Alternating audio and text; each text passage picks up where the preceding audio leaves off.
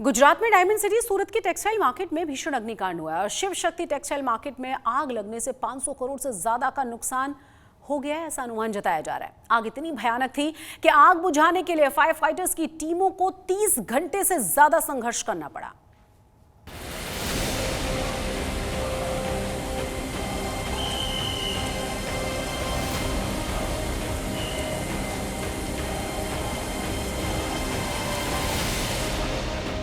Fire brigade की टीमें दिन रात आग बुझाने के काम में जुटी है।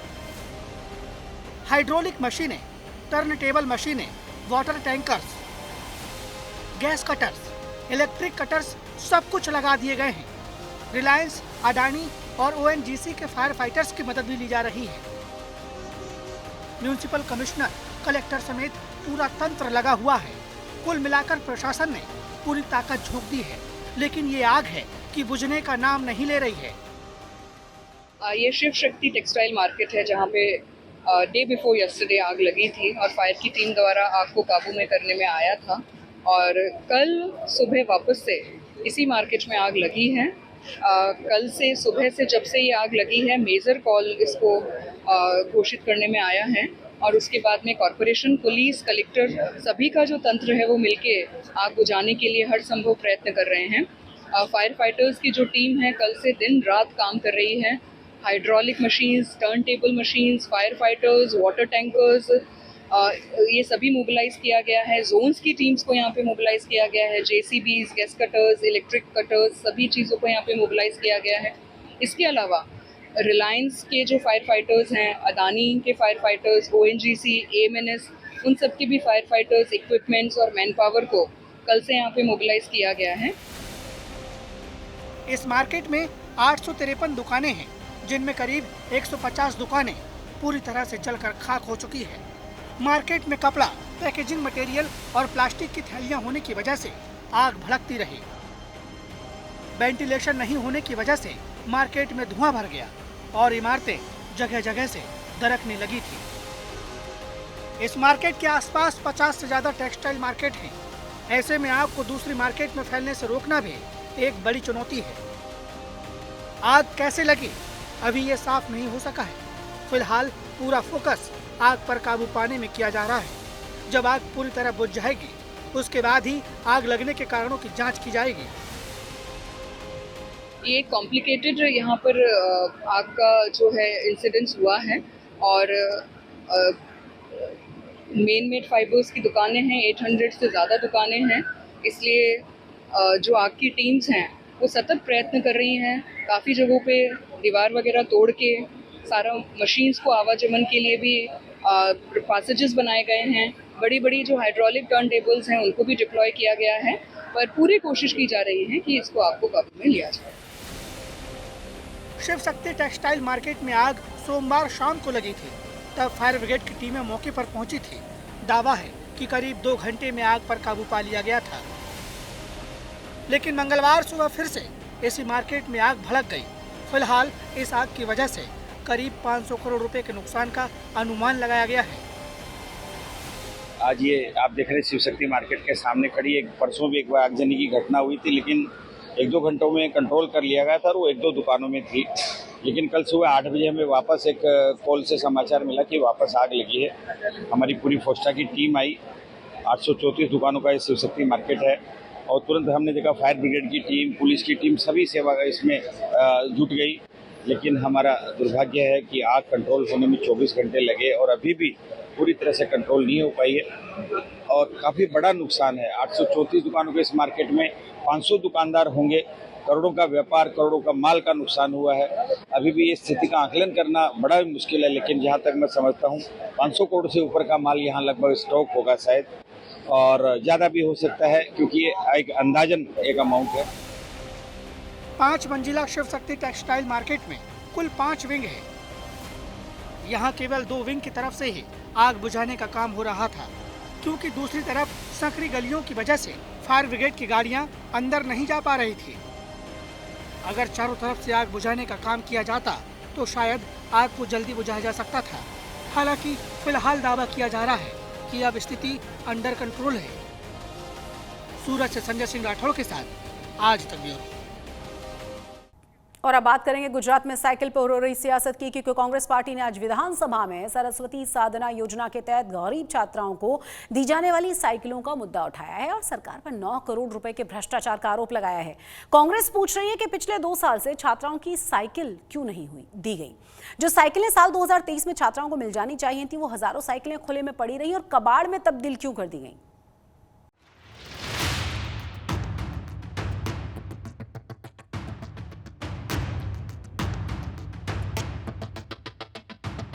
ये तस्वीरें आपको याद होंगी। पिछले साल नवंबर में इन साइकिलों को लेकर गुजरात की सियासत में खूब शोर शराबा हुआ था।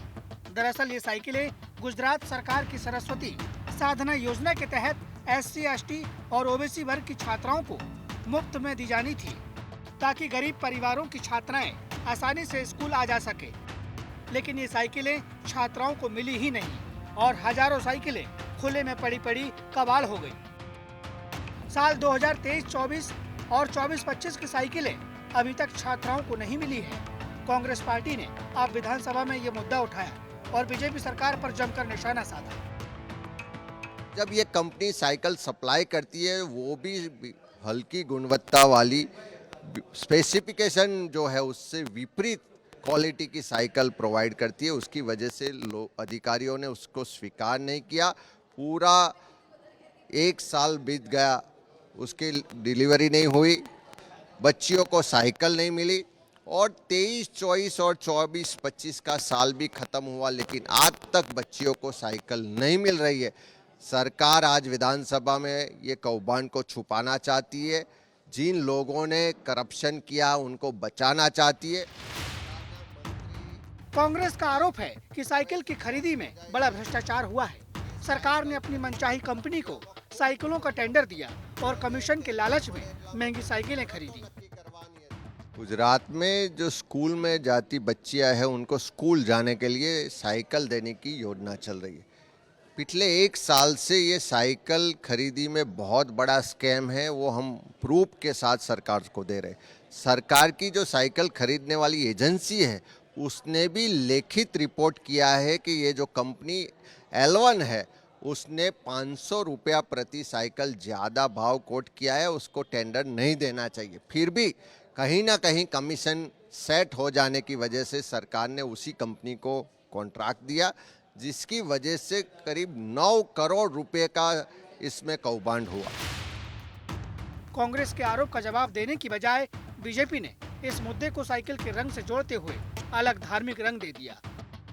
साथ ही पिछले 5 सालों में सरकार ने कितनी साइकिलें बांटी और सरस्वती साधना योजना का फायदा कितनी छात्राओं को मिला, इसका हिसाब किताब भी बताया। राज्य सरकार गुजरात की बेटी पढ़ाई कर सके, बेटियों गांव की स्कूल में जा सके और बेटियों का ड्रॉप आउट रेशियो कम से कम हो, उसी उद्देश्य के साथ पिछले 5 साल में गुजरात की बेटियों को कुल मिलाकर 7,93,122 साइकिल वितरित की गई है। सामाजिक और शैक्षणिक पिछड़े वर्ग में 5,86,259, आर्थिक पिछड़े वर्ग में 1,14,705 और अनुसूचित जनजाति वर्ग में 92,158 साइकिल का वितरण किया गया है। कुछ प्रशासनिक वजह से इस साल प्रक्रिया में कुछ जरूर देरी हुई है, वो हम स्वीकार करते हैं। ये बात सही है कि गुजरात में सरस्वती साधना योजना का फायदा पिछले कई साल से गरीब छात्राओं को मिल रहा है, लेकिन ये भी सच है कि साल 2023 और 24 में जो साइकिलें छात्राओं को मिलनी चाहिए थी, वो अब तक नहीं मिली है और खुले में पड़ी पड़ी कबाड़ में तब्दील हो गई हैं। सियासत अपनी जगह है, लेकिन बड़ा सवाल ये भी है कि अगर साइकिलों की क्वालिटी खराब थी तो दूसरी कंपनी को टेंडर क्यों नहीं दिया गया। इस योजना के तहत जिन छात्राओं को साइकिलें मिलनी थी, उनके साथ हुए अन्याय का जिम्मेदार कौन है और जो जिम्मेदार है उनके खिलाफ एक्शन कब होगा। गांधीनगर से ब्रजेश दोषी के साथ आज तक ब्यूरो। गुजरात बोर्ड की 10वीं और 12वीं की परीक्षाएं शुरू हो गई हैं। पहले दिन परीक्षा केंद्रों पर छात्रों का फूल देकर और तिलक करके उनका स्वागत हुआ। गांधीनगर के एक परीक्षा सेंटर पर खुद गुजरात के शिक्षा मंत्री मौजूद थे। उन्होंने छात्रों की शुभकामनाएं दी। अहमदाबाद में भी कुछ इसी तरह से परीक्षा केंद्रों पर छात्रों का शानदार स्वागत हुआ। यहाँ अहमदाबाद के कलेक्टर और शिक्षा अधिकारी स्टूडेंट्स का हौसला बढ़ाते हुए नजर आए। इस साल 14 लाख से भी ज्यादा स्टूडेंट्स बोर्ड की परीक्षा देंगे। परीक्षा के दौरान स्क्वाड के सदस्यों के अलावा कोई भी कर्मचारी अपने साथ मोबाइल या स्मार्ट वॉच नहीं रख पाएगा। इसके अलावा सभी परीक्षा केंद्रों पर सीसीटीवी के जरिए निगरानी की जा रही है। 10वीं और 12वीं बोर्ड की परीक्षा शुरू हो चुकी है। फिलहाल मेरे पीछे की तस्वीरें आप देख सकते हैं। परीक्षा का आज पहला दिन। सभी परीक्षा सेंटर्स पर आज जो भी विद्यार्थी एग्ज़ाम देने के लिए पहुंच रहे हैं उनका गुलाब का फूल देकर स्वागत भी किया जा रहा है। फिलहाल मैं अहमदाबाद की शाहीबाग स्थित परीक्षा केंद्र पे मौजूद हूं, जहां पे अहमदाबाद के कलेक्टर खुद विद्यार्थियों का स्वागत करने के लिए मौजूद रहे हैं। सर, आज बोर्ड की एग्ज़ाम और जो भी विद्यार्थी हैं उनका पहले दिन स्वागत किया जा रहा है, एक विश्वास दिलाने की कोशिश।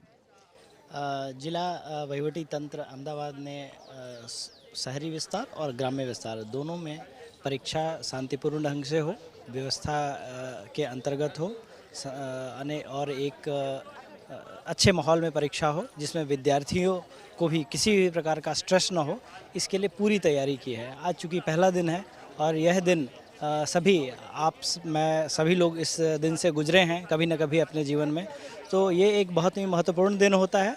और मेरी आज के दिन यहाँ पे विद्यार्थियों से मिलने का अवसर मिला और लोगों के चेहरे स्माइलिंग है, तो अच्छी बात है। और मुझे पूरा विश्वास है कि ये लोग अपने जीवन में खूब अच्छा काम करेंगे। उनको शुभकामना देने के लिए ही मैं यहाँ पर आया हूँ। साथ ही साथ आज पूरे दिन हम अलग अलग केंद्रों पर भी जाएंगे और वहाँ पे मुलाकात लेंगे कि परीक्षा की व्यवस्थाएं जो हमने की हैं व्यवस्थित रूप से चल रही हैं या नहीं, इसकी भी पूरी समीक्षा पूरे दिन आज करेंगे।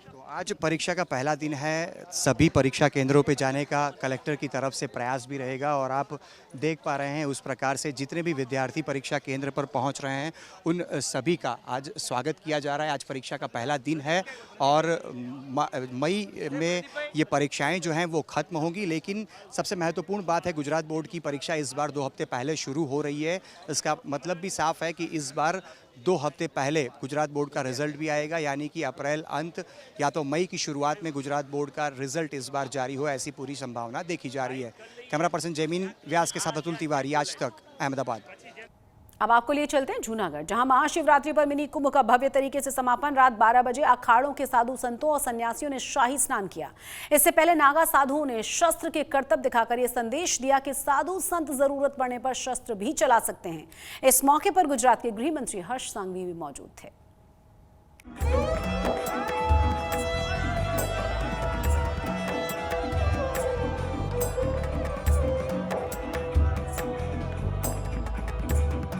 ये तस्वीरें मिनी कुंभ कहे जाने वाले जूनागढ़ के महाशिवरात्रि मेले की है।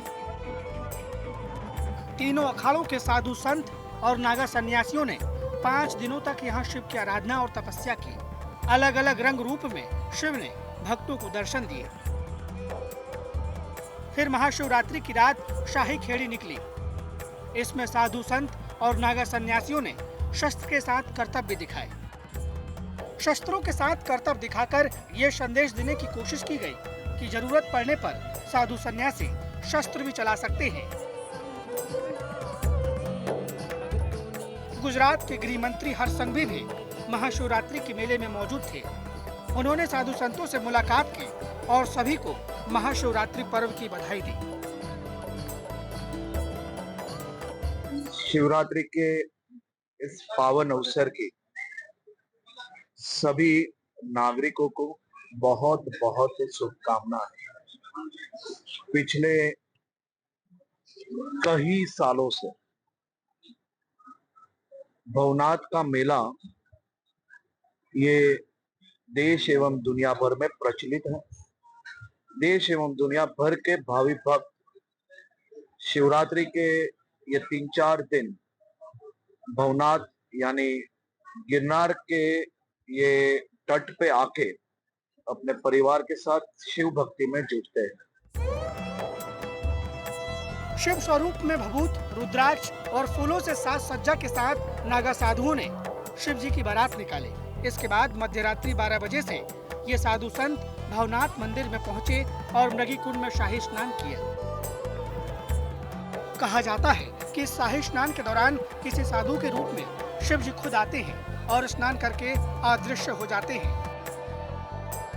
इस भावनाथ में गिरनार में ये पार्वती का भाई है और भाई होने के कारण निश्चित पार्वती माता स्वयं जो है गिरनार पर्वत को अपने भाई से मिलने आती है और भाई से मिलने आने का महादेव को उसी रूप में भावनाथ में यहाँ आना पड़ता है और फिर माता पार्वती के रास्ते से ये मिर्गी कुंड के रास्ते से रूपे रूपांतराय नमो नमः, क्योंकि उनको बिना दिव्य चक्षुओं से हम देख नहीं सकते हैं, इसलिए महादेव तो किसी न किसी यह समझिए ऋषि के रूप में, महात्मा के रूप में, कोई सन्यासिनी के रूप में, कोई सन्यासी के रूप में, किसी रूप में वो आ सकते हैं। जूनागढ़ का ये मेला कई मायनों में खास है, क्योंकि गिरनार की गोद में बसे भवनाथ महादेव में स्वयंभू स्वयं उत्पन्न हुए हैं।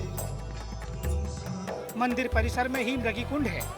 मान्यता है कि यहाँ शिव जी ने स्नान किया था, इसीलिए नागा साधु अपने सन्यासी जीवन में एक बार मृगी कुंड में स्नान करने जरूर आते हैं। अभी थोड़े दिन पहले ही प्रयागराज में महाकुंभ हुआ।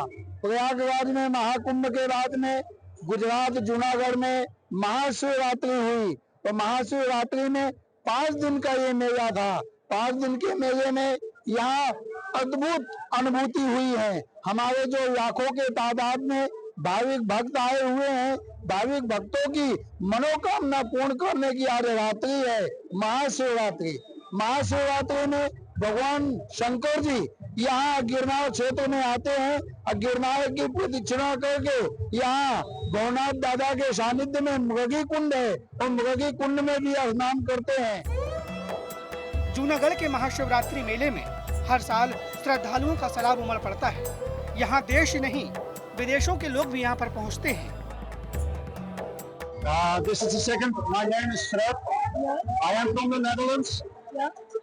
And this is the second time that I'm in Junagadh for the Mahashivaratri. What I especially like, you mean? It's the Naga Sadhus. I like the atmosphere. So many people. Everyone is happy. लोक मेले का ये रंग नागा साधुओं की भभूत की सुगंध और कठोर तप देखने वाले लाखों लोग यहाँ पहुँचते हैं। एक तरफ मेले की धार्मिक परंपरा है, तो वहीं इसके जरिए युवा पीढ़ी भी शिव जी के प्रति अपनी भक्ति को नया रंग दे रही है। जूनागढ़ से भार्गवी जोशी के साथ आज तक ब्यूरो। कूनो नेशनल पार्क के खुले जंगल में पिछले दिनों मां ज्वाला के साथ छोड़े गए उसके 4 शावकों को अब खुले जंगल में आजादी रास आने लगी है। यही वजह है कि मां के साथ उनके चारों ही शावक ओपन रेंज में खूब फर्राटा भरते हुए नजर आते हैं। पार्क प्रबंधन ने इस चीता परिवार की तस्वीरें भी जारी की हैं।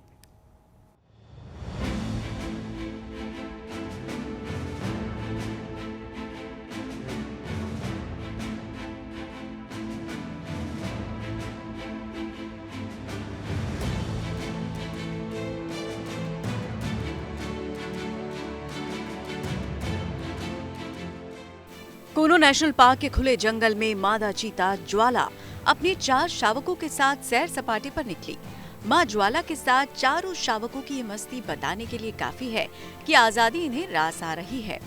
कूनो पार्क प्रबंधन ने इस चीता परिवार की तस्वीर जारी की है।